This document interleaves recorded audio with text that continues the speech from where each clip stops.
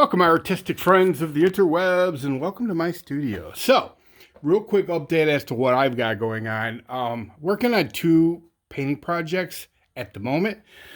This one on the right is actually the first painting that I've ever, well, I should say, the first A Gathering of Angels painting that I've ever created using oil.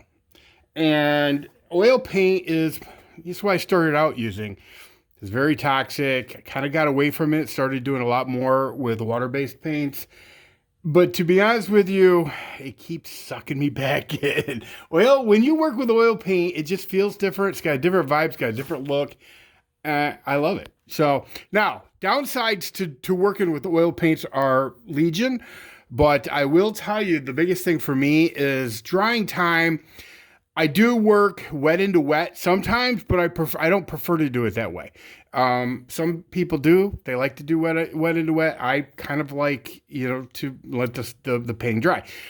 Sometimes, I flip my game up quite a bit. But anyway, this painting, as you can tell, I've been doing a lot of work with stains. I make my own stains. I stain the canvas. I give it that look that I'm looking for. And then I go on top of that with the oil paints, and then I stain over, then I do oil paint. It's a big process. Listen, to be honest with you, it's the process of creating that I love more than anything. It really is. The process of creating, trying new things, trying to discover new things. Of course, most everything's been done, if not everything. But just combining techniques and doing things just different. I like to do things different every time. Although that doesn't always happen. Hence, now, by the way, when the Angels painting was drying, it's still not bone dry. I need it to be bone dry, and it's getting there.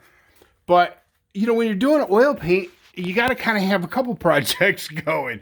So this is one I decided to do while the Angels were drying. It's kind of, it's a vase and will be flowers. Yeah, simple. So I did the stain again. It looks purple, but it's actually several passes of blue and red. Yeah. And I love the little tie-dye effect that I get when I use that. I love it. It's what I'm going for. And it's what gets my blood pumping.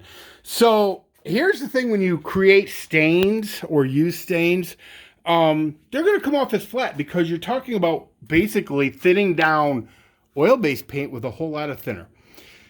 Turpentines, you're just throwing the terps to it, which is, so toxic. So toxic.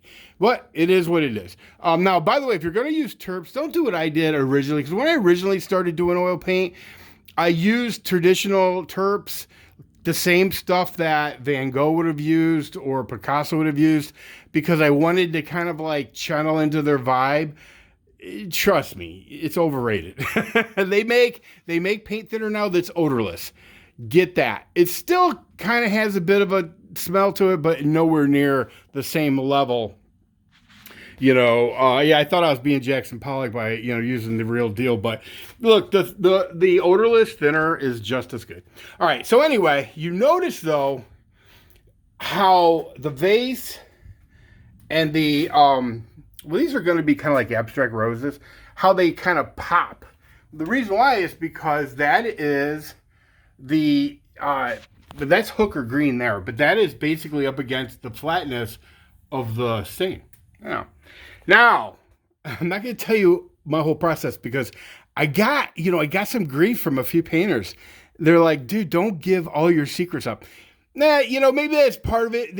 I guess part of the fun of looking at projects that other painters are doing is trying to figure out how they did it. So you kind of want to leave a little mystery there. And I get that, and I totally get that, and I appreciate that advice. I'm kind of an open book, but I guess maybe I should leave a few chapters out. But, you'll see. You'll see. Yeah. You'll see. Anyway, that's all I got for you guys. Like I said, it's the process. It really is. It's the process. It's the trial, the error, the trying to fix things that you feel like you screwed up. Yeah. And by the way, as you can tell on the sides, I don't like to clean up the sides of my canvases. Sometimes I do, but most of the time I don't, because I've always said that if you can look at the sides of a canvas, it tells so many stories. So many stories. Anyway, that's it. I know I'm goofy. Everybody take care. See ya!